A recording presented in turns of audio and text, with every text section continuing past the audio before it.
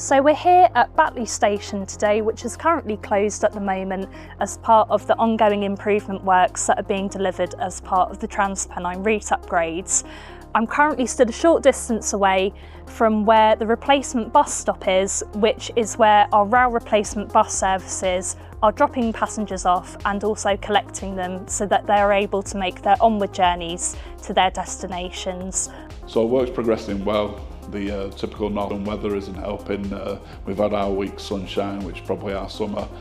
So they've been completing track renewals at Dewsbury and Batley, station works at Dewsbury for major civils, and Overhead Line have now started on their mast installation. So the major benefit for these works is line speed improvements, quite pertinent to myself because I actually live on projects, so it'll see my family benefit in the future from reduced train times and more efficient train runnings. We're well into works in the Batley and Dewsbury area, but we still have works ongoing in the Huddersfield and Deaton areas of the route. We've got station improvements, viaduct strengthening and bridge works, as well as electrification works through the route. All of this work is about upgrading the route to make it more reliable, increase capacity and improve stations.